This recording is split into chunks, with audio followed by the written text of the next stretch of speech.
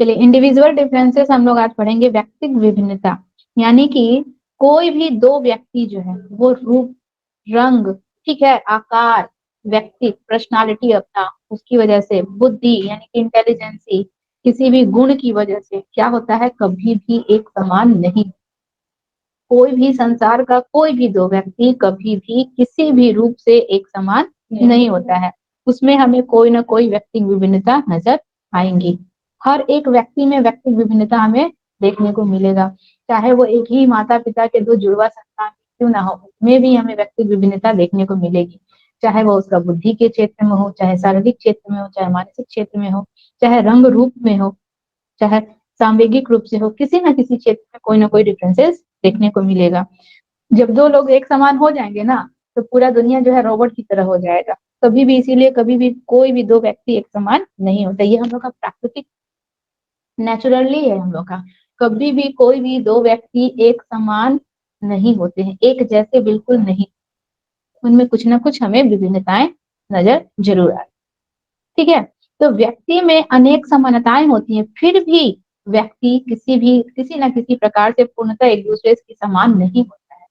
मान लीजिए, जैसे कि हम लोग ट्विंस की ही बात करते हैं, जुड़वा की ही बात करते हैं, तो जुड़वा भाई बहन हर एक रूप, रंग, आकार, अभी हम जब स्कूल ज्वाइन किए हुए हैं, वहां जब हम पढ़ाने जाते हैं क्लास 6 में, वहां पे ट्विंस सिस्टर है, ट्विंस है।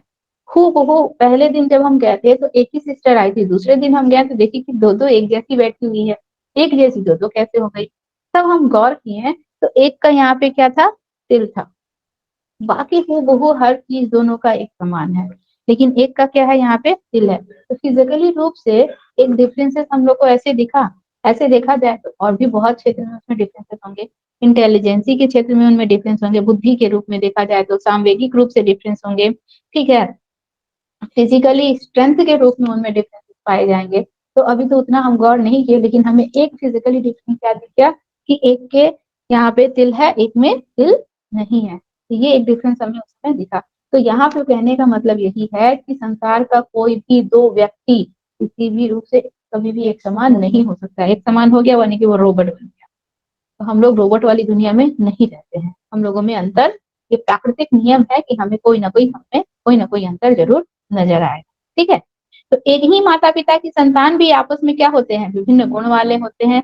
यहाँ तक कि जुड़वा बच्चे भी क्या होते हैं, शक्ल सूरत में हूबहू क्यों ना हो, पर क्या होते हैं, मानसिक रूप से, स्वाभाविक रूप से, सांवेगिक रूप से, हर एक क्षेत्र में, किसी न किसी क्षेत्र में उनमें थोड़ी बहुत डिफरेंसेस जरूर नजर आएगी। ठीक है, मान लीजिए दोनों ही एकदम हूबहू जुड़वा है, दोनों एकदम हूबहू है, हर एक चीज दोनों का, रहना, खाना पीना, चाल चलन, उनकी रुचि, उनकी क्षमता, हर चीज समान है, लेकिन फिर भी किसी न किसी क्षेत्र में हमें कुछ न कुछ दिखे। मान लीजिए बुद्धि के क्षेत्र में कोई जो है, किसी का बुद्धि का स्तर जो है वो 90% है, किसी दूसरे का बुद्धि का स्तर जो है वो 85% पे निकल गया, तो बुद्धि के क्षेत्र में असमानता नजर आई, तो कहीं ना कहीं किसी न किसी क्षेत्र में हमें असमानता नजर आएगी। कुछ मनोवैज्ञानिकों ने इस व्यक्तिगत विभिन्नता को परिभाषित किया है, जैसे कि एक मनोवैज्ञानिक हम लोग स्किनर जी हैं, ठीक है, बहुत बड़े मनोवैज्ञानिक है, इनके विषय में हम लोग आगे लर्निंग चैप्टर्स में पढ़ेंगे।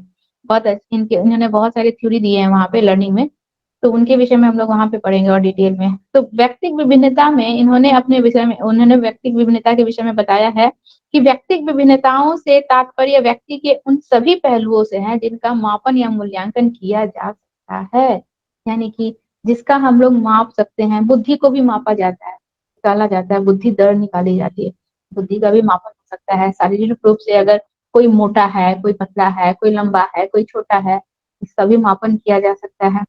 ठीक है, इसके बाद उसके स्ट्रेंथ, ताकत कितनी है, उसकी शक्ति का भी मापन किया जा सकता है। तो जिसका हम लोग मापन कर सकते हैं वह सब क्या है, व्यक्तिगत विभिन्नता के अंतर्गत आता है। दूसरे मनोवैज्ञानिक है हम लोग के जेम्स ट्रेवर जो है, वो बताते हैं कि कोई व्यक्ति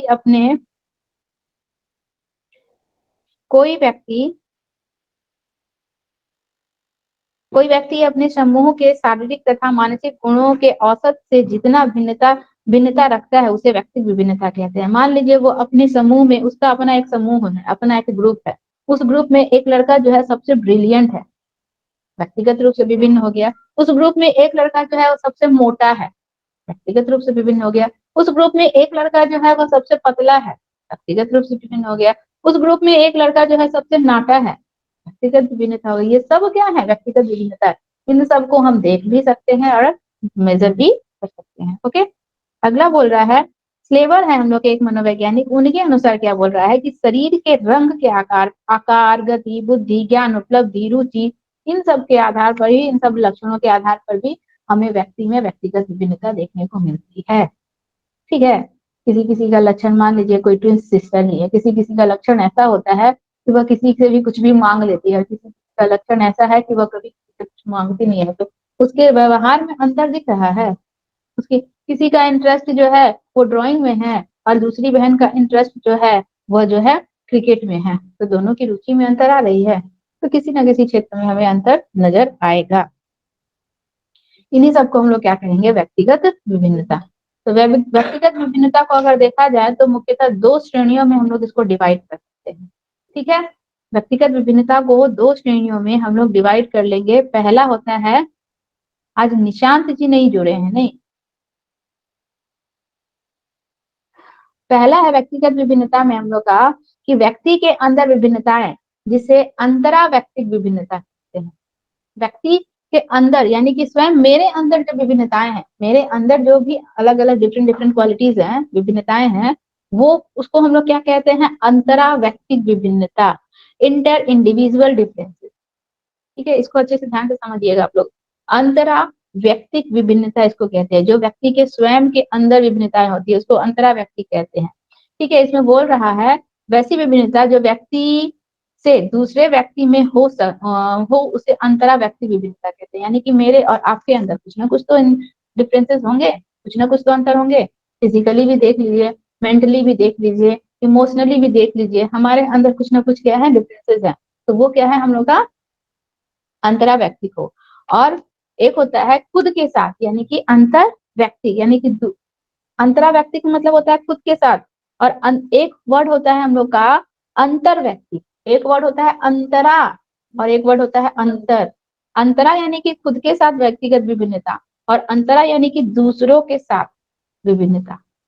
ठीक है, पहले तो हम अपने अंदर के विभिन्नताओं को देखेंगे कि हमारे अंदर क्या क्या विभिन्नताएं हैं, हम इमोशनली कैसे हैं, हम मेंटली कैसे हैं, हम फिजिकली कैसे हैं। ठीक है, ये सारी हमारी विभिन्नताएं हैं। ये सारी हमारा क्या कहलाया? अंतरा व्यक्ति विभिन्नता। और एक होता है अंतर व्यक्ति। अंतर व्यक्ति का मतलब हमारे और आपके बीच में क्या विभिन्नताएं हैं, हमारे और आपके बीच में किस किस चीजों में क्या क्या विभिन्नताएं हमें नजर आती है, फिजिकली नजर आती है, मेंटली नजर आती है। ये सारी विभिन्नताएं हम लोग की अंतर व्यक्ति कहलाती है। ये दोनों में कंफ्यूजन मत कीजिएगा आप लोग। अंतरा यानी कि स्वयं के साथ, अंतर यानी कि दूसरों के साथ।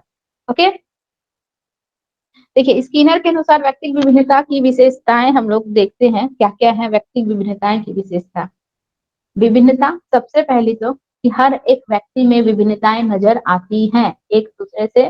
क्योंकि अगर हर एक दो व्यक्ति अगर आपस में एक समान हो जाएगा, हर एक गुण लक्षण एक समान हो जाएंगे, तो वो क्या बन जाएंगे? रोबोट बन जाएंगे। जैसे कि एक मूवी निकली थी ना, कौन सी मूवी थी? रजनीकांत की मूवी थी, रोबोट बनाता था, और सारे के सारे एक जैसे रोबोट्स। तो अगर व्यक्ति जो है, व्यक्ति में एक समान गुण नजर आएंगे तो क्या है? व्यक्ति रोबोट्स के समान हो जाएंगे। सभी में एक जैसे गुण नजर आएंगे, सभी एक जैसे ही हमको नजर आएंगे। शकल सूरत में अगर व्यक्ति एक जैसे हो जाएंगे तो आपको राह में चलते चलते दो व्यक्ति एक जैसे शक्ल के दिखने लगेंगे। ठीक है, तो ऐसा कभी भी नेचुरली नहीं होता है, ये हम लोग का सही रूल नहीं है। ये प्राकृतिक तौर पे विभिन्नताएं नजर आनी चाहिए। इसके बाद बोल रहा है नॉर्मलिटी। ठीक है, प्रसामान्यता यानी कि नॉर्मलिटी। नॉर्मलिटी का मतलब होता है कि हर एक व्यक्ति में नॉर्मल कोई ना कोई कुछ ना कुछ गुण, हर एक गुण तो होता ही है। हाँ, लेकिन उसका रेट क्या होता है? किसी में हाई, किसी में लो।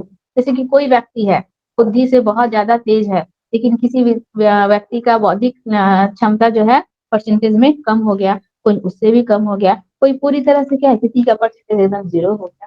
ठीक है, तो इस तरह के गुण विभिन्नताएं हमें नजर आएंगी। वर्धन की विभेदीय दर, ये एक वर्धन मतलब ग्रोथ। वर्धन का मतलब क्या होता है? ग्रोथ। ग्रोथ की विभेदीय दर यानी कि किसी किसी में किसी चीज का ग्रोथ करने की क्षमता ज्यादा होती है। ठीक है, और किसी में उसका ग्रोथ की क्षमता दर होती है। जैसे कि हम लोग विकास में पढ़े थे कि हर एक व्यक्ति का प्रारूप एक समान होता है, लेकिन उसके विकास की गति और दर क्या होती है, एक दूसरे से बिल्कुल भी भिन्न होती है। तो यहाँ पे भी वर्धन की विभेदीय दर जो होती है वो सब में अलग अलग होती है। ठीक है, मान लीजिए आप दोनों ही बैठी हुई हो, हम ये टॉपिक समझा रहे हैं, ये टॉपिक आज आप आज ही के दिन, पहले ही दिन आप बहुत अच्छे से समझ लिए, लेकिन इनको कुछ डाउट रह गया। ये हमारा क्या है, वर्धन का विभेदीय दर है, यानी कि ग्रोथ का दर। ठीक है, आप उस चीज को एक बार में इजीली समझ पाए, वो नहीं समझ पाए, उनको एक दो एग्जांपल देके या फिर एक और क्लास देके उनको हमको ये टॉपिक टॉपिक समझाना होगा। ओके, इसको कहते हैं हम लोग वर्धन, यानी कि ग्रोथ का विभेदीय दर। अगला है हम लोग का टॉपिक सीखने का विभेदीय दर। सीखने का भी विभेदीय दर सबका अलग होता है, कोई एक बार में सीख जाता है, कोई चार एग्जाम्पल के साथ सीखता है, किसी को टफ लैंग्वेज में सिखा दिया जा सकता है, किसी को उसके हम लोग को मदर टंग में ही सिखाना पड़ता है। ठीक है, आपको हम इंग्लिश में समझा, आप इंग्लिश में समझ गए, लेकिन उनको नहीं समझ में आया, उनको हमको हिंदी में या फिर उनके मदर लैंग्वेज में ही हमको उनको समझाना पड़ा। उस लेवल तक आके, उनका जो लेवल है उस लेवल तक आके हमको समझाना पड़ा। तो सीखने का भी विभेदीय दर होता है, किसी का इंटरेस्ट बहुत ज्यादा होता है किसी चीज को सीखने में, और किसी का इंटरेस्ट कम होता है। तो ये हम लोग का क्या होता है, विभेदीय दर कहलाता है, सीखने का विभेदीय दर कहलाता है। और पांचवा है जो कि हम लोग का बहुत इंपॉर्टेंट है, अनुवांशिकता तथा वातावरण का भी प्रभाव। हर एक व्यक्ति जो है, अब माता पिता के, हम लोग कल इन्वायरमेंटल वाला चैप्टर पढ़े थे, उसमें हम लोग वंशानुक्रम जो पढ़े थे, तो माता और पिता वो भी तो दोनों आपस में एक दूसरे से व्यक्तिगत रूप से विभिन्न है। उनके जो डीएनए के गुण हैं जो कि बच्चे में आ रहा है, वो भी तो अलग अलग है। वो दोनों सम्मिलित रूप से बच्चे में आ रहा है, जिसका प्रबल जीन है उसका गुण ज्यादा परिलक्षित हो रहा है। लेकिन माता और पिता दोनों के गुण तो अलग अलग है, दोनों में तो व्यक्तिगत विभिन्नता ही है। तो अनुवांशिकता तथा वातावरण का प्रभाव भी बहुत ज्यादा पड़ता है। दो माता पिता, दो अलग व्यक्तिगत विविधता वाले माता पिता के गुणों को ही बच्चा एक्वायर करता है। ये भी हम लोग का व्यक्तिगत विभिन्नता यहाँ पे नजर आता है। और वातावरण का भी प्रभाव, कि वातावरण तो सबके लिए एक समान है, लेकिन उस वातावरण से हम उससे कितना ऑब्जर्व कर सकते हैं, हम उससे कितना सीख रहे हैं, हम उसको कितना, हर किसी का चीज नहीं होता। मान लीजिए रोड पे ही हम दोनों सब एक साथ चल रहे हैं, ठीक है, चलते चलते आप रास्ते में चलते चलते रास्ते में कुछ ऐसे बोर्ड्स पे लिखे हुए चीजों से कुछ कुछ सीख ली, लेकिन हम उसकी तरफ ध्यान नहीं दिए। ठीक है, हम उसको नहीं देते। तो क्या है, इन्वायरमेंटल से आपने कुछ ग्रहण किया, लेकिन हम उस चीज को ग्रहण नहीं किए, यानी कि हम आपके कंपेयरिंग में हम उतना क्या है, वो सिंसियर नहीं है, चाहे उस चीज के प्रति हम ध्यान नहीं दे रहे। ठीक है, तो ये हम लोग का वातावरण का प्रभाव भी पड़ता है। चाहे हम लोग का वातावरण डिफरेंट डिफरेंट टाइप्स का हो गया, सपोज दैट आपका वातावरण ऐसा हो गया कि आपको एजुकेशन के लिए हर एक प्रकार से प्रेशर दिया जा रहा है, और यहाँ पे बच्चे को पूरी तरह से फ्री कर दिया गया है, तो उसका भी प्रभाव बच्चे के ऊपर पड़ा। ठीक है, जैसे कि मान लीजिए फॉर एग्जाम्पल, हम लोग का प्राइवेट सेक्टर के स्कूल होते हैं और गवर्नमेंट सेक्टर के स्कूल होते हैं, दोनों के एजुकेशन में वातावरण का कितना बड़ा प्रभाव पड़ता है। यहाँ का एटमोस्फेयर बिल्कुल अलग है, यहाँ का एटमोस्फेयर बिल्कुल अलग है। वहाँ के बच्चे वेल डिसिप्लिन होते हैं, इंग्लिश में टॉक करते हैं, यहाँ के बच्चे अनमैनर्ड होते हैं। ऐसा नहीं बोलेंगे अनमैनर्ड होते हैं, डरते हैं, वहाँ पे भी बच्चे ब्रिलियंट होते हैं। ठीक है, डिसिप्लिन में रहते हैं, लेकिन मोस्टली वहाँ पे बहुत ज्यादा क्या है, उनको रूल रेगुलेशंस के तहत नहीं रखा जाता है। तो इनके कंपेयरिंग में देखा जाए तो इन डिसिप्लिन में ये रहते हैं। ठीक है, या फिर इनके कंपेयरिंग में अगर देखा जाए तो हम लोग का बौद्धिक क्षेत्र में भी वो क्या होते हैं, पीछे होते हैं। तो इस प्रकार से हम लोग क्या देखें कि इन्वायरमेंट का प्रभाव भी बच्चों के व्यक्तिगत विभिन्नता पर पड़ता है। एक ही माता पिता की दो संतान है, एक को वो उसको कॉन्वेंट स्कूल में डाल दिया और एक को वो गवर्नमेंट स्कूल में डाल दिया, तो दोनों के व्यक्तिगत विभिन्नता में अंतर नजर आएंगी। दोनों का पर्सनालिटी डेवलपमेंट अलग अलग होगा, दोनों का बात व्यवहार अलग रहेगा, दोनों का चाल चलन अलग रहेगा, हर एक चीज दोनों में हम लोग को व्यक्तिगत रूप से विभिन्नता। ये किसका प्रभाव पड़ा, ये उसके इन्वायरमेंट का प्रभाव पड़ा। इसके स्कूल का एनवायरमेंट और इसके स्कूल का एनवायरमेंट दोनों ही विभिन्न था, इसका प्रभाव व्यक्ति पर पड़ा। ठीक है, तो ये था हम लोग का व्यक्तिगत विभिन्नता की कुछ विशेषताएं। अब दिया है व्यक्तिगत विभिन्नता का प्रकार या क्षेत्र। व्यक्तिगत विभिन्नता जो है कितने प्रकार के होते हैं और इसका क्षेत्र कितना व्यापक है, विस्तृत है। ठीक है, तो व्यक्तिगत विभिन्नता तो सबसे पहले शारीरिक रूप से देख लीजिए। एक बच्चा खूब मोटा तंदुरुस्त है, एक बच्चा एकदम दुबला पतला, एक बच्चा हाइट में लंबा है, एक बच्चा हाइट में, व्यक्तिगत विभिन्नता हो गई। ठीक है, एक बच्चा का आंख बहुत तेज है, वो ऐसे बिना चश्मे के कुछ भी देख सकता है, लेकिन एक बच्चा जो है वो थोड़ा, उसको ग्लास की जरूरत होती है, उसको चश्मा लगा के कोई चीज को क्लियरली देख पाता है। ये भी हम लोग का व्यक्तिगत विभिन्नता हो। ठीक है, शारीरिक रूप से ये क्या है, व्यक्ति विभिन्न है। तो देखिए, शारीरिक विकास में विभिन्नताएं एक ऐसी विभिन्नता है जिसका प्रत्येक व्यक्ति स्पष्ट रूप से प्रत्यक्षण कर सकता है। शारीरिक विभिन्नता है, जैसे कि आप दोनों में भी हमें शारीरिक विभिन्नता भी नजर आ रही है, एक दुबले है एक पतली है ना। तो दोनों में शारीरिक विभिन्नता हमें नजर आ रही है हेल्थ के तौर पर, जो कि प्रत्यक्ष रूप से हमें क्या होती है, दिखती है। तो इसके लिए किसी विशेष उपकरण या विशेष प्रत्यक्षण की जरूरत नहीं होती है। अब आप दोनों में शारीरिक क्या विभिन्नताएं हैं, इसको देखने के लिए हमको कोई मशीन नहीं लगाना होगा, हम ऐसे ही देख लेंगे कि आप दोनों में क्या विभिन्नता है। तो एक का है, एक थोड़ी हेल्दी है, एक थोड़ी अनहेल्दी है, एक का कलर फेयर है, एक का कलर थोड़ा डार्क है।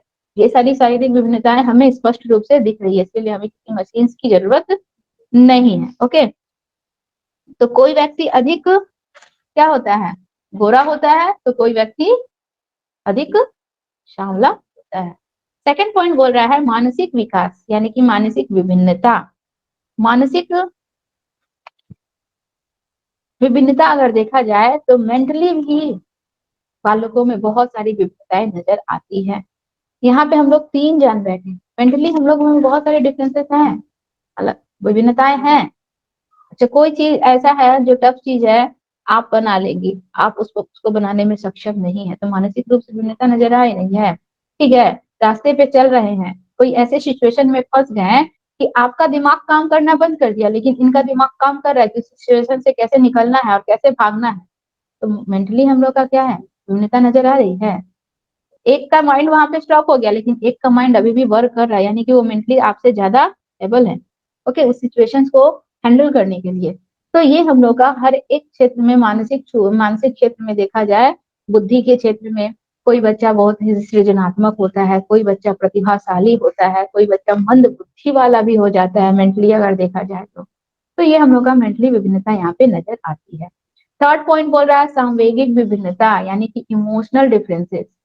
ठीक है, यह भी बच्चों में देखने को मिलता है।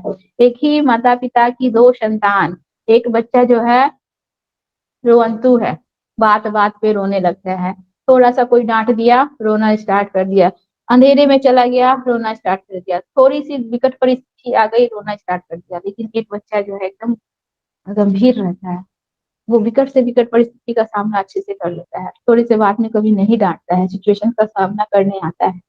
ठीक है, तो इमोशनली भी देखा जाए, कोई बच्चा जो है किसी भी बात पे तुरंत एकदम फट से गुस्सा हो जाता है, लेकिन कोई जो है वहां पे अपने आप को क्या करता है, कंट्रोल करता है। तो ये क्या है, सांवेगिक रूप से यहाँ पे दोनों क्या है, व्यक्तिगत रूप से क्या है, विभिन्न है, दोनों में अंतर है। एक अपने संवेग पे कंट्रोल कर रहा है, लेकिन दूसरा अपने संवेग पे कंट्रोल नहीं कर रहा है, सांवेगी विभिन्नता है। ठीक है, तो ये हम लोग का क्या हो गया, थर्ड था संवेगी विभिन्नता। अगला है फोर्थ, सामाजिक, यानी कि सोशल हम लोग का विकास या फिर सोशल डिफरेंसेस। तो सोशल डिफरेंसेस भी होते हैं सोसाइटी में हम लोग का, हर एक व्यक्ति जो है अलग अलग समाज में रहता है, और चाहे एक ही समाज में हम रह रहे हैं, हम आप सब एक ही सोसाइटी में रह रहे हैं, एक ही समाज में रह रहे हैं, लेकिन फिर भी हम लोगों में क्या है, व्यक्तिगत विभिन्नता नजर आएंगी। सोशली, सामाजिक तौर पर हम लोगों में व्यक्तिगत भिन्नता नजर आएंगी। मान लीजिए दो बच्चे हैं, एक बच्चा में समाज में रह रहे हैं, एक बच्चा जो है किसी बूढ़ी लेडी को देखता है, तो उसमें क्या आता है, इसमें वो देखता है कि एक बूढ़ी लेडी जो है कुछ सामान लेकर अकेले मूव कर रही है, तो वो जाता है फट से उसके सामान को उठाकर वहां जहां तक उनको जाना है उनको पहुंचा देता है। लेकिन दूसरा बच्चा है वो ये कार्य नहीं करता। तो सोशली दोनों में डिफरेंट है, या सामाजिक भी। एक बच्चा है उसको गॉड में बिलीव है, लेकिन दूसरे को गॉड में बिलीव नहीं है, तो सोशली डिफरेंसेस आ जाते हैं हम लोग इसमें। उपलब्धियों में भी अंतर, यानी कि अचीवमेंट। ठीक है, कोई बच्चा मैथ्स में 100 आउट ऑफ 100 ला रहा है, कोई बच्चा 100 आउट ऑफ 20 ला रहा है, उनकी उपलब्धियों में अंतर नजर आ रहा है, अचीवमेंट में उनका नजर आ रहा है। कोई बच्चा जो है खेल के क्षेत्र में बहुत आगे है, खेल के क्षेत्र में वो बहुत अच्छा काम कर रहा है, और खेल के क्षेत्र में वो आगे की तरफ जा रहा है, तो वो वहां उसकी वो क्या है, उसकी उपलब्धि है। ठीक है, लेकिन वहीं पे दूसरा उसी का, मान लीजिए उसी का भाई है, अपना भाई, वही दूसरा जो है वो खेल के क्षेत्र में बिल्कुल भी उसको इंटरेस्ट नहीं है, रुचि नहीं है, तो वह क्या है, शिक्षा के क्षेत्र में आगे की तरफ बढ़ रहा है। वो शिक्षा, वो एजुकेशन में वो 90%, 99%, 98% वो हर समय मार्क्स लाता है, तो वह उसकी उपलब्धि हो गई। तो उपलब्धियों में भी क्या होता है, हमें अंतर अंतर नजर आता है। तो मान लीजिए दोनों भाई का एजुकेशन में ही इंटरेस्ट है, शिक्षा में ही उनकी रुचि है, और दोनों भाई जो है पढ़ने में बहुत तेज है, लेकिन एक भाई 99% ला रहा है और एक भाई 97% ला रहा है, दोनों की उपलब्धि में भी अंतर नजर आ रहा है। 2% का अंतर नजर आ रहा है ना, एकदम एक समान, एकदम एग्जैक्ट उनकी दोनों की उपलब्धियां हैं, एकदम बिल्कुल भी नहीं हो सकती। ओके, भाषा में भी उनका हम लोग का क्या होता है, अंतर नजर आता है। बोलने का तरीका, बात करने का तरीका, परिस्थितियों के अनुसार शब्दों का प्रयोग करने का तरीका, यह सब भी हमारा क्या है, भाषाई विभिन्नता के लक्षण जो है दिखते हैं। 7 नंबर पॉइंट बोल रहा है अभिरुचि और अभिक्षमता में विभिन्नता। हर एक व्यक्ति की रुचि अलग अलग होती है, उनकी अभिक्षमताएं अलग होती है। किसी की अभिरुचि क्रिकेट में है तो किसी की अभिरुचि ड्राइंग में है। कोई जो है ये बनना चाहता है, बड़े होके साइंटिस्ट बनना चाहता है, तो कोई बड़े होके जो है क्या बनना चाहता है, क्रिकेटर बनना चाहता है। अलग, हर किसी की रुचि अलग अलग है। किसी को चिकन खाना पसंद है, किसी को चिकन में रुचि है, तो किसी को फिश अच्छा लगता है। इंटरेस्ट अलग अलग है, सबकी अभिरुचि अलग अलग है। अभिक्षमता, अभिक्षमता यानी कि कैपेसिटी, किसी किसी की कैपेसिटी भी क्या होती है, इंटरेस्ट और उसका एल्टीट्यूड यानी कि उसकी अभिक्षमता यानी कि उसका पर्सनालिटी भी देखा जाए ना तो उसकी डिफरेंट होती है। ठीक है, सर यहाँ पे पर्सनालिटी नहीं आएगा, अभिरुचि और अभिक्षमता का मतलब उसकी कैपेसिटी नहीं हो गई। ठीक है, उसकी कैपेसिटी यानी कि कोई बच्चा जो है एक दिन में किसी एक टॉपिक को पढ़ के उसको समझ जाने की क्षमता रखता है, लेकिन कोई एक दूसरा बालक जो है अगर उसको घंटों इतना पढ़ा दिया जाए और उसको बोला जाए कि एक दिन में इस पूरे टॉपिक को क्लियर कर लो, तो वो उस चीज को अपने माइंड में स्टोर नहीं कर पाएगा। तो दोनों की अभिक्षमता क्या हो गई, अलग अलग हो गई। ठीक है, अगला टॉपिक है हम लोग का यौन विभिन्नताएं, सेक्सुअल डिफरेंसेस। वो तो हर किसी में होता है, लड़का लड़की अलग अलग ही है सेक्सुअली रूप से, तो ये हम लोग का विभिन्नताएं नजर आती है। 9th पॉइंट बोल रहा है हम लोग का व्यक्तिगत विभिन्नता, यानी कि पर्सनालिटी में अंतर। ठीक है, हर किसी की पर्सनालिटी जो होती है अलग अलग होती है। हम ही लोग दोनों बहनें हैं, ठीक है, हम दोनों बहनों को देखा जाए तो हूबहू एक जैसी दिखती है, लेकिन फिर भी दोनों की पर्सनालिटी में क्या है, अंतर है। ठीक है, उसके चलने का तरीका, हमारे चलने का तरीका, उसके बोलने का तरीका, हमारा बोलने का तरीका, ये हमारे पर्सनालिटी को दिखाता है।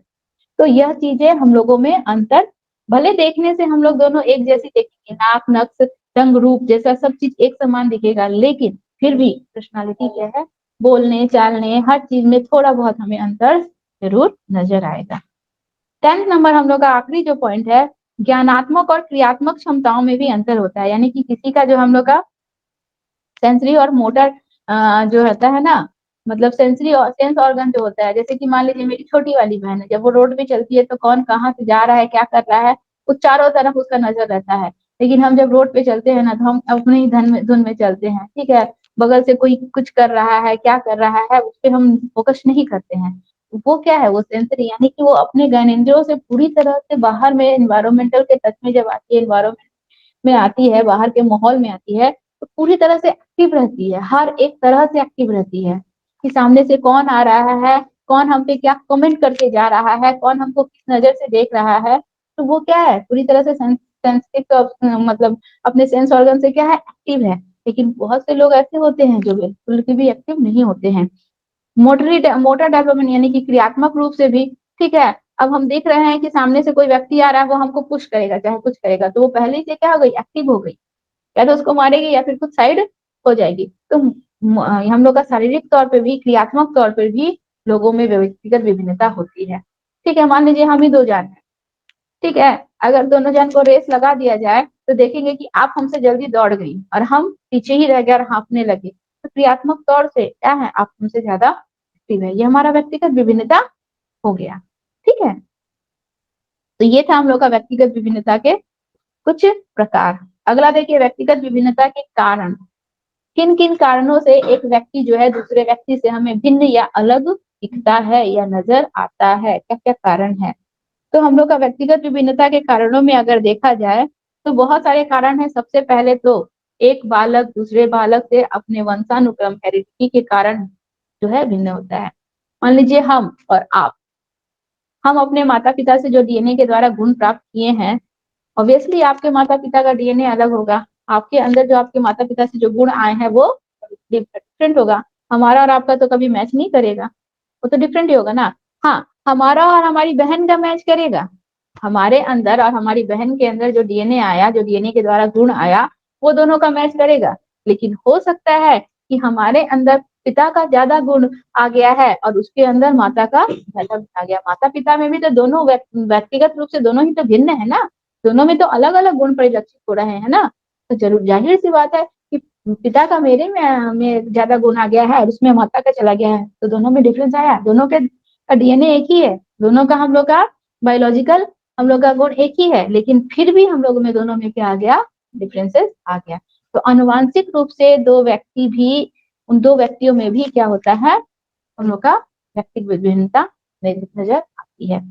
दूसरा बोला एनवायरमेंट, इन्वायरमेंटल से ऑब्वियसली नजर आएगी, जो कि अभी हम लोग देखे कि एक बालक को कॉन्वेंट स्कूल में पढ़ाया गया, दूसरे को गवर्नमेंट स्कूल में पढ़ाया, दोनों का इन्वायरमेंटल अलग अलग था, जिस वजह से दोनों पर अलग अलग तरह के प्रभाव हमें देखने को मिलते हैं। थर्ड बोल रहा है प्रजातीय या राष्ट्रीयता, नेशनलिटी, रेस एंड नेशनलिटी।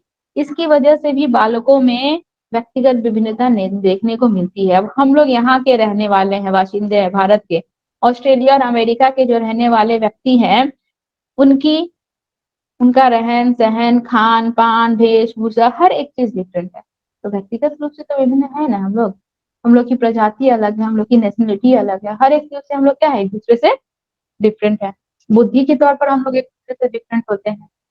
किसी की बुद्धि 90% होती है तो किसी की बुद्धि 75% ही रह जाती है, किसी की बुद्धि 22% पे रह जाती है, कोई जो है 0% पे बिल्कुल चला जाता है। बुद्धि में भी हम लोग क्या है, एक दूसरे से विभिन्न है। मैच्योरिटी में भी हम लोग एक दूसरे से विभिन्न होते हैं। हम आपसे एज में बड़े हैं, हम आपसे बहुत, हमारा जो विकास हुआ है उसमें हम बहुत कुछ चीजों को देखे सीखे, उससे हमारे अंदर क्या आई, मेच्योरिटी आई। तो आपकी मेच्योरिटी और मेरी मेच्योरिटी में अंतर है। आप किसी चीज को करेंगी, हम आपसे चीजों को ज्यादा जाने हैं, समझे हैं, तो हम उस चीजों में हमारे अंदर वो चीजों की मेच्योरिटी आ गई। हम उस चीज को करने से पहले 4 बार सोचेंगे, समझेंगे, और उसका क्या रिजल्ट निकलेगा, क्या परिणाम परिणाम निकलेगा, वो समझेंगे, इसके बाद उस काम को करेंगे। तो आप में और हमारे अंदर भी मैच्योरिटी में भी बहुत ज्यादा डिफरेंसेस देखने को मिलता है। लिंग के आधार पर हम लोग का डिफरेंसेस होता है, यानी कि सेक्स के आधार पर, लड़का लड़की, इसके आधार पर डिफरेंसेस होते हैं। आर्थिक स्थिति और शिक्षा के साथ भी हम लोग के डिफरेंसेस होते हैं।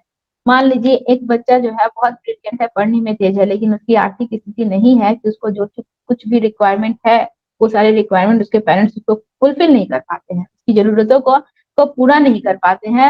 अपनी जरूरतों को पूरा नहीं कर पाने के कारण वो बच्चा जो है जिस क्षेत्र में आगे है, उस क्षेत्र में आगे नहीं बढ़ पा रहा है। तो उसमें भी डिफरेंसेस हम लोग को नजर आ रहे हैं। ठीक है, तो क्या है हम लोग का, आर्थिक स्थिति और शिक्षा के क्षेत्र में भी हमें डिफरेंसेस नजर आते हैं। इसके बाद बोल रहा है हम लोग का, इसका यही तक है। आर्थिक स्थिति और शिक्षा के क्षेत्र में, इकोनॉमिकल कंडीशन और एजुकेशन के क्षेत्र में भी हम लोगों में क्या होता है, व्यक्तियों में व्यक्तिगत विभिन्नता नजर आती है। ठीक है, मान लीजिए आर्थिक रूप से आप लोग क्या है, कमजोर है, जिसकी वजह से क्या है, आप लोग बड़े बड़े अच्छे अच्छे जो है कॉन्वेंट स्कूलों में नहीं पढ़ पाई, या फिर कॉलेजेस में नहीं जा पाई। तो आर्थिक रूप से कहीं ना कहीं शिक्षा के क्षेत्र में भी तो हम लोग पीछे हुए। अब जो कॉन्वेंट स्कूल में पढ़े हैं एकदम फ्लुएंट इंग्लिश बोल लेते हैं, चाहे उनका वो उनको बहुत ज्यादा फैसिलिटीज मिली है, तो वो उसका उपयोग करना जानते हैं। उसके कंपेयरिंग में क्या है, हम लोग कम है।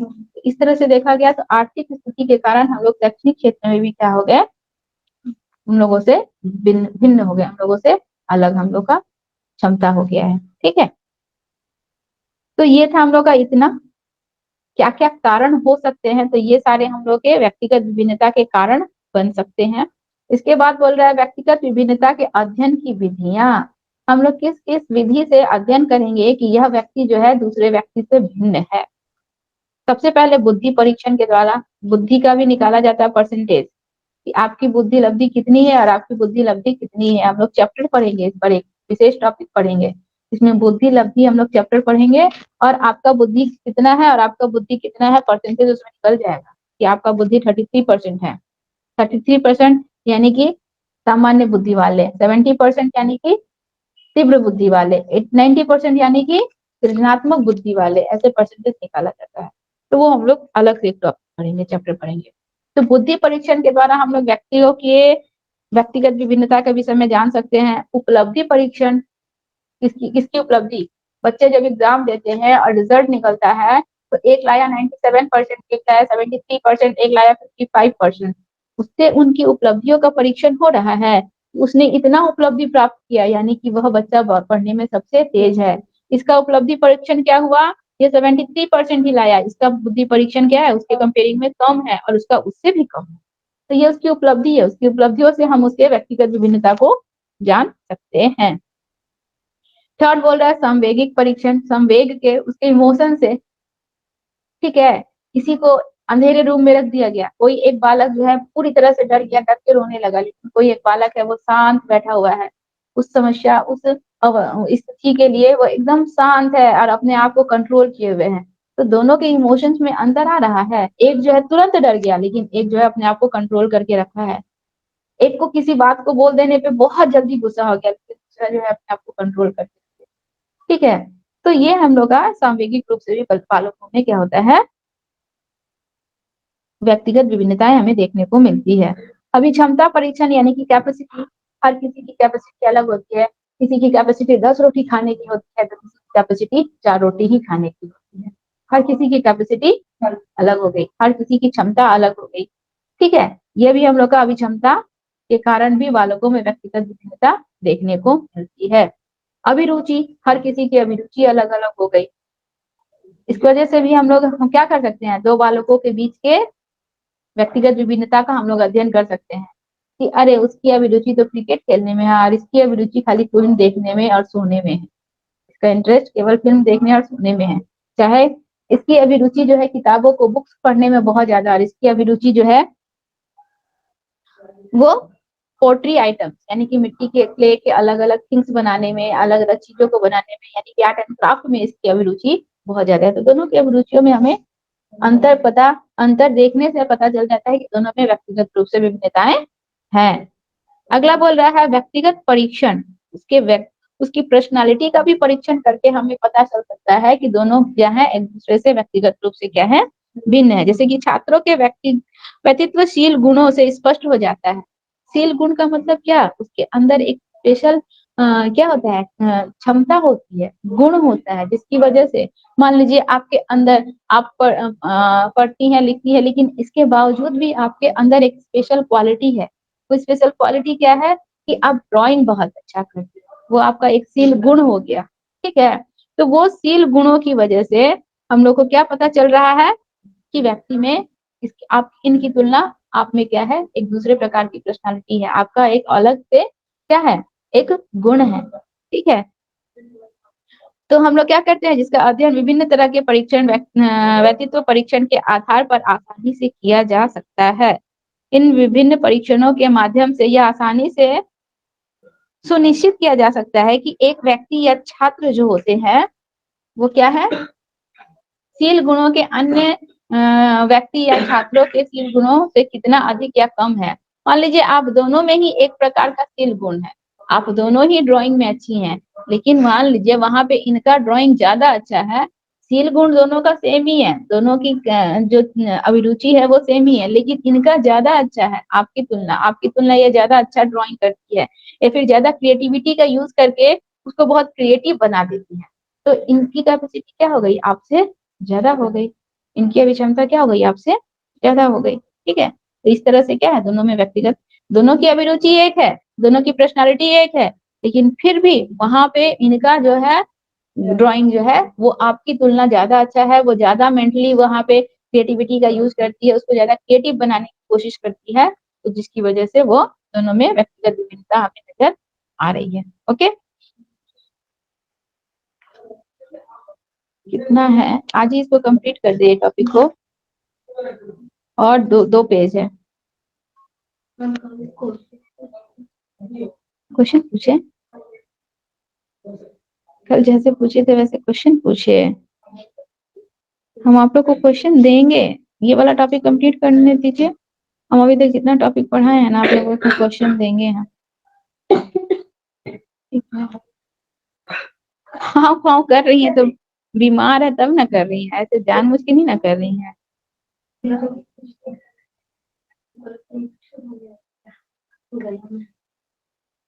नहीं, ऐसा नहीं है। देखिए व्यक्तिगत विभेद या शिक्षा, हर एक बालक क्या है एक दूसरे से व्यक्तिगत रूप से विभिन्न है, दोनों की क्षमताएं कभी भी एक समान नहीं हो सकती। अगर एक समान हो गई, एक जैसी हो गई तो इंसान रोबोट हो गया, रोबोट बन गया। तो व्यक्तिगत विभेद या शिक्षा, तो मान लीजिए बहुत ज्यादा इम्पोर्टेंट है, हम लोग क्या है व्यक्तिगत रूप से एक दूसरे से सबसे भिन्न है। तो एक कक्षा को अगर देखा जाए तो एक कक्षा में भिन्न भिन्न प्रकार के भिन्न भिन्न क्षमताओं वाले भी भिन्न भिन्न अभिरुचि वाले बच्चे बैठते हैं। तो क्या एक टीचर सबको एक ही डंडे से हाँकेगा या एक ही तरीके से सबको पढ़ाएगा तो क्या सब पढ़ लेंगे या सीख जाएंगे? नहीं, हर तो व्यक्तिगत रूप से भिन्न है। किसी का इंटरेस्ट मैथ में है, किसी का नहीं है। किसी को हिंदी पढ़ना अच्छा लगता है, किसी को इंग्लिश पढ़ना अच्छा लगता है। कोई बहुत जल्दी किसी चीज को सुन के समझ जाता है और किसी को लाख रटवा दो तो भी नहीं समझ पा रहा है। तो हर तो व्यक्तिगत रूप से भिन्न है। तो अगर हम सबको एक ही डंडे से आंकेंगे या एक ही विधि से सबको हम क्लास में पढ़ाएंगे तो क्या सब पढ़ पाएंगे? नहीं, वहां पे हमें बच्चों के व्यक्तिगत विभिन्नता को ध्यान में रखकर कक्षा को चलाना बहुत ज्यादा इम्पोर्टेंट होता है। ठीक है, कक्षा को चलाने के लिए हम बच्चों के व्यक्तिगत विभिन्नता को जानेंगे, समझेंगे कि किस किस प्रकार के बच्चे हैं। वहां पे हम ग्रुपिंग भी कर सकते हैं। ठीक है, वहां पे हम ग्रुपिंग भी कर सकते हैं। मान लीजिए हम बच्चों को ग्रुप ग्रुप में बांट दे रहे हैं, 2 या 4 ग्रुपों में बांट दे रहे हैं और उस ग्रुप में एक ही समान बच्चे नहीं होने चाहिए। ऐसा नहीं कि सब तेज तेज तेज तेज बच्चे हो गए या फिर जिसका इंटरेस्ट सबका मैथ में है। ऐसा करने से क्या होगा कि मैथ्स वाले इंटरेस्ट वाले तो वो दूसरे चीजों को सीख ही नहीं पाएंगे। हमको उस ग्रुप को ऐसा बनाना है, डिफरेंट वाले ग्रुप बनाने हैं। एक का मैथ्स में इंटरेस्ट है, एक का साइंस में इंटरेस्ट है, एक का हिंदी में इंटरेस्ट है, एक का इंग्लिश में इंटरेस्ट है, कोई बहुत तेज बुद्धि वाला है, कोई मंद बुद्धि वाला है, कोई कम बुद्धि वाला है। तभी तो बालक एक दूसरे से वहां पे कुछ सीख पाएंगे, कुछ जान पाएंगे। तो इस तरह से हम लोगों को क्या बनाना है, व्यक्तिगत रूप से विभिन्न ग्रुप वाले बच्चों को एक ग्रुपिंग करके बच्चे आपस में एक दूसरे से सीखे, इस तरह से हम लोग का वहां पे वातावरण बनाना है, क्रिएट करना है। ठीक है, और सबसे पहले तो एज अ टीचर हम लोगों को बालकों के व्यक्तिगत विभिन्नता को समझना है, जानना है कि मान लीजिए इस बालक को तो हम ये मैथ्स बता दिए, एक बार में समझ गया, लेकिन इसको बता रहे हैं और ये नहीं समझ पा रहा है, तो हम उसको किसी दूसरे तरीके से बताएंगे, किसी और दूसरे सरल तरीके से समझाने की कोशिश करेंगे, क्योंकि हम जानते हैं कि व्यक्तिगत रूप से ये दोनों क्या है, एक दूसरे से भिन्न है। तो हमें 2 विधियों का, 2 से 4, 4 से 5 विधियों को भी अपनाकर कक्षा में इस तरह का माहौल बना के रखना है कि सभी बच्चों को साथ में लेकर चलना है। ऐसा नहीं कि एक ही विधि को अपनाए और एक ही विधि को रटवा दिए बच्चे को, जो सीखा सीखा, जो नहीं सीखा नहीं सीखा। जैसे कि पहले जमाने में क्या होता था, हम लोग के आचार्य और प्राचार्य जी होते थे, पेड़ के नीचे बैठ जाएंगे और मौखिकली जो है अपना ज्ञान जो है बच्चों में बांट देंगे। जिसकी सुनने की क्षमता ज्यादा है, जिसका कैप्चरिंग पावर ज्यादा है, वो एक बार में उस चीज को सुना और ग्रहण कर लिया। लेकिन जिसकी कैपेसिटी नहीं है वो तो नहीं समझा ना, वो तो नहीं समझ पाया, वो तो नहीं जान पाया। ठीक है, और पहले तो बुक्स भी नहीं होते थे कि उसको पढ़ के जान लेगा या समझ लेगा। तो यही बोला जा रहा है, पहले जो हम लोग की शिक्षा थी ना, वो बाल केंद्रित शिक्षा ना होकर शिक्षक केंद्रित शिक्षा होती थी। यानी कि शिक्षक ही मोस्टली एक्टिव रहता था, हर चीज करवाता था, बताता था। लेकिन अब की हमारी शिक्षा जो है वो बाल केंद्रित शिक्षा है। बालक को केंद्र में रखकर बालक की क्या आवश्यकता है, उसकी क्या क्षमता है, उसकी क्या रुचि है, इन सब को जानकर हमें उसको शिक्षा देनी है और उसको उस शिक्षा में इन्वॉल्व करवाना है। ठीक है, ऐसा नहीं कि हम एक्टिव हैं और बालक केवल मूक दर्शक की तरह बातों को सुन रहा है। नहीं, बालक को हमें उस शिक्षा में इन्वॉल्व करवाना है, उसको भी उसमें इन्वॉल्व करवा के उसको साथ साथ हमें शिक्षा देनी है। एक मूक दर्शक के रूप में बालक शिक्षा ग्रहण नहीं करेगा। ठीक है, तो देखिए व्यक्तिगत विभेद या शिक्षा में दिया हुआ है कि प्राय यह देखा गया है कि शिक्षक जो है यह जानते हुए कि एक ही कक्षा के छात्रों में व्यक्तिगत विभिन्नता होती है, फिर भी उन सभी छात्रों को एक साथ बैठाकर एक ही अध्यापक में विधि द्वारा, अध्यापन विधि के द्वारा पाठ्यक्रम की शिक्षा देते हैं। हम लोग तो एक ही कक्षा में, ऐसा नहीं ना है कि तुम तेज है तो तेज वाले ग्रुप में आ जाओ, सेक्शन ए में जितने तेज वाले हैं सब आ गए, सेक्शन बी में जितने मंद बुद्धि वाले हैं सब आ गए, सेक्शन सी में, ऐसा तो नहीं होता है ना। सबको अलग अलग रखा जाता है। ठीक है, तो क्या देखते हैं कि ऐसी परिस्थिति में छात्रों को उतना लाभ नहीं होता जितना कि होना चाहिए। अतः शिक्षकों को चाहिए कि व्यक्तिगत रूप से सभी बालकों की शारीरिक, मानसिक, सांवेगिक, छात्रों की रुचि, उनकी क्षमता आदि को ध्यान में रखते हुए शिक्षा दी जानी चाहिए। देखोगे आप लोग कक्षा में चैप्टर्स जो हम लोग का सिलेबस होता है ना, वो हर एक बच्चे के व्यक्तिगत विभिन्नता को ध्यान में रखकर वो सिलेबस बनाया जाता है। कोई चैप्टर्स क्या होगा, बहुत टफ होगा, कोई चैप्टर्स इंटरेस्टिंग होगा, कोई चैप्टर्स बहुत ईज़ी होगा। मतलब हर एक बच्चे की क्षमता, रुचि को ध्यान में रखकर वो सिलेबस बनाया जाता है, जिससे कि हर एक बच्चा जो है उसको इंटरेस्ट के साथ पढ़े। अब हम लोग बहुत ज़्यादा टफ सिलेबस कर देंगे और जो मंद बुद्धि या वाले हैं या जो सामान्य बुद्धि वाले हैं, बच्चे उसको सीख नहीं पा रहे हैं, तो कैसे होगा? तो हर एक तरह के वहाँ पे सिलेबस चैप्टर्स दिए जाते हैं।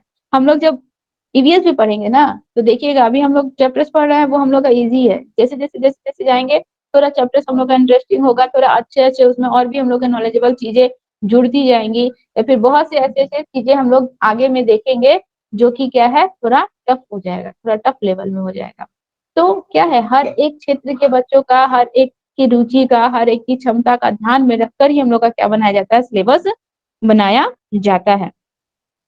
यानी कि शिक्षकों को यह मानकर चलना चाहिए कि प्रत्येक छात्र एक-दूसरे से क्या है अलग है और उनकी समझ, उनके शील गुण भी एक-दूसरे से क्या है अलग है और सबके लिए एक ही शिक्षा विधि या एक ही प्रकार के दृष्टिकोण पर्याप्त नहीं है। हम सबको एक ही डंडे से नहीं हम सबको एक ही तरीके से, एक ही शिक्षण विधि से नहीं पढ़ा सकते हैं।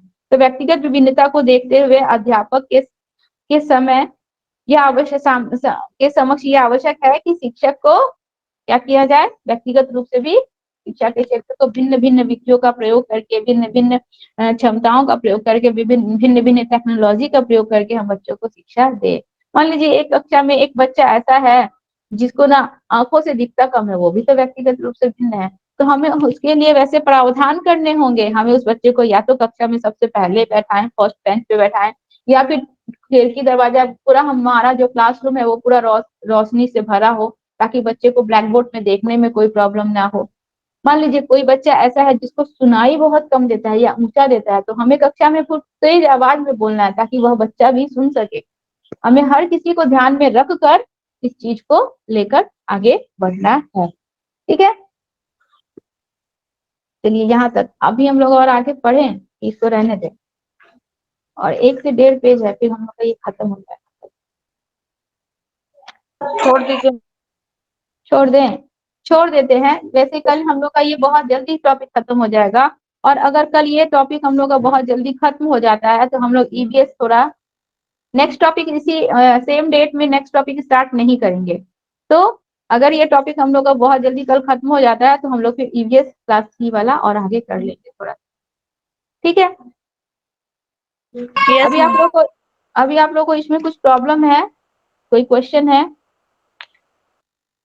No ma'am. नहीं है? चलिए नहीं है तो फिर ठीक है। फिर क्लास ऑफ करते हैं।